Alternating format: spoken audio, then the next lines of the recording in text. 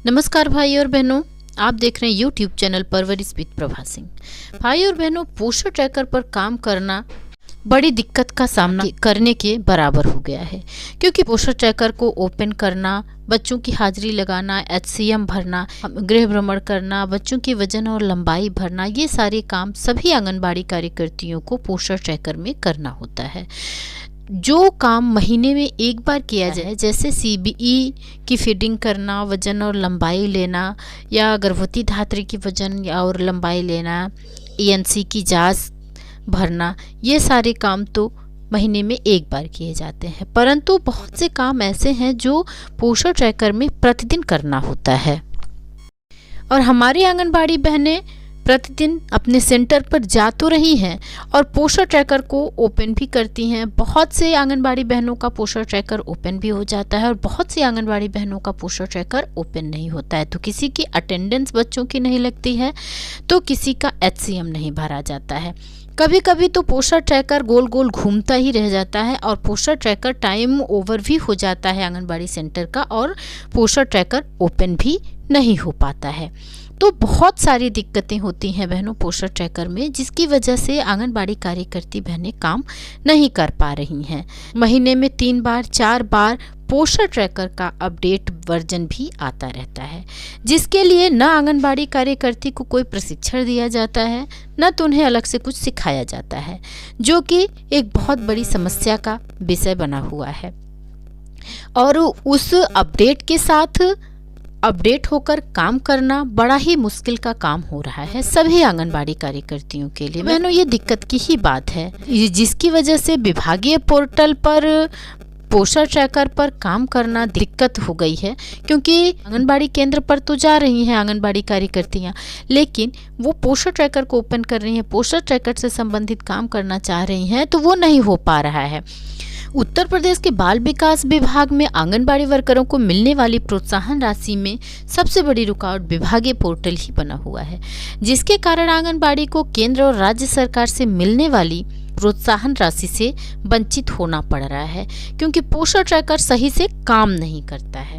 और अपने आंगनबाड़ी सेंटर पर पहुंचते हैं, पोषण ट्रैकर को ओपन करने की कोशिश करते हैं, तो ये गोल गोल घूमता ही रह जाता है, और कभी कभी तो पोषण ट्रैकर एकदम से ही नहीं खुलता और हम अपने आंगनबाड़ी सेंटर से आ भी जाते हैं, मतलब टाइम भी ओवर हो जाता है। तो ऐसा भी होता है पोषण ट्रैकर में, जिसकी वजह से आंगनबाड़ी कार्यकर्ती पोषण ट्रैकर को ओपन नहीं कर पा रही हैं, अटेंडेंस नहीं लगा पा रही हैं, बच्चों की HCM नहीं भर पा रही हैं। तो अब इसमें किसकी गलती कहा जाए? पोषण ट्रैकर पोर्टल की गलती कहा जाए या तो फिर आंगनबाड़ी कार्यकर्ती का? लेकिन इस गलती का खामियाजा भुगतना आंगनबाड़ी कार्यकर्ती को ही पड़ता है। बाल विकास विभाग में आंगनबाड़ी केंद्रों का संचालन करने वाली आंगनबाड़ी को प्रदेश और केंद्र सरकार द्वारा उनके कार्य के अतिरिक्त प्रोत्साहन राशि भी दी जाती है, और ये प्रोत्साहन राशि विभागीय पोर्टल पर बच्चों और आंगनबाड़ी वर्करों के केंद्र पर उपस्थिति, बच्चों के ग्रुप फोटो, राशन वितरण की फोटो और बच्चों की गतिविधियां जिसमें लंबाई और वजन को फीड किया जाता है, उसके बाद ही प्रोत्साहन राशि बनती है। लेकिन इस विभागीय पोर्टल पोषण ट्रैकर पर आए दिन तकनीकी समस्या होने के कारण आंगनबाड़ी कार्यकर्ताओं को फीडिंग करने में समस्या आ रही है, जिससे आंगनबाड़ी केंद्रों की अपडेट फीड न होने से प्रोत्साहन राशि से वंचित होना पड़ रहा है हमारी आंगनबाड़ी कार्यकर्ती और सहायिका बहनों को। केंद्र सरकार द्वारा आंगनबाड़ी वर्करों का पेपर वर्क खत्म करने के लिए पोषण ट्रैकर नाम से पोर्टल लॉन्च किया गया था।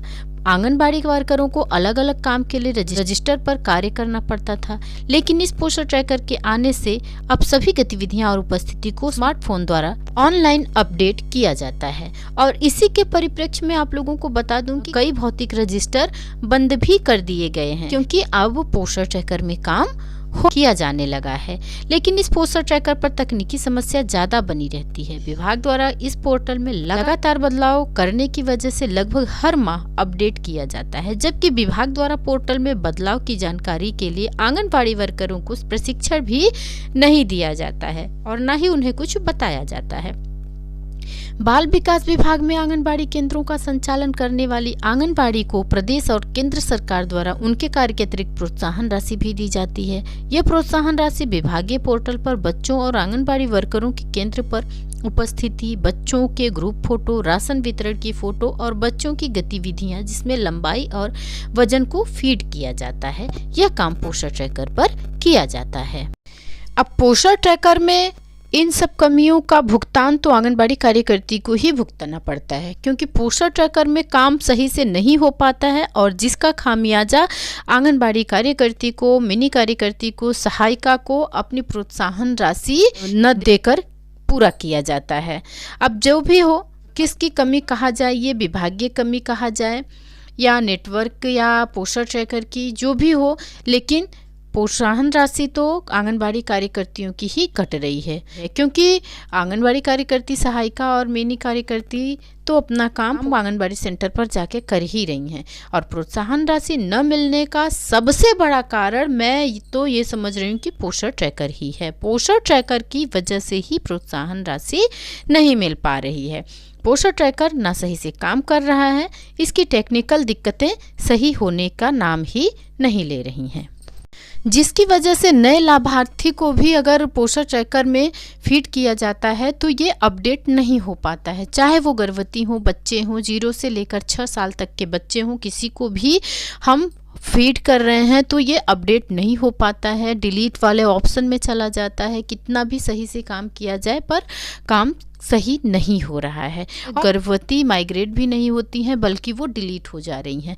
तो समस्या पोषण ट्रैकर में लगातार बनी हुई है और पोषण ट्रैकर को रीड करके ही विभाग द्वारा राशन की आपूर्ति की जाती है और पोषण ट्रैकर में ना तो कोई नया अपडेट हो रहा है, बल्कि पुराने लाभार्थी डिलीट होते जा रहे हैं, जिसकी वजह से राशन खाद्यान्न की आपूर्ति भी आंगनबाड़ी केंद्रों पर सही तरीके से नहीं की जा पा रही है। तो ये सारी समस्याएं पोषण ट्रैकर में बनी हुई हैं भाई और बहनों। उम्मीद करती हूँ आप लोगों को ये वीडियो अच्छी लगी होगी। अगर आप मैंने जो कहा उससे आप सहमत हैं तो प्लीज़ मुझे कमेंट में ज़रूर बताइए।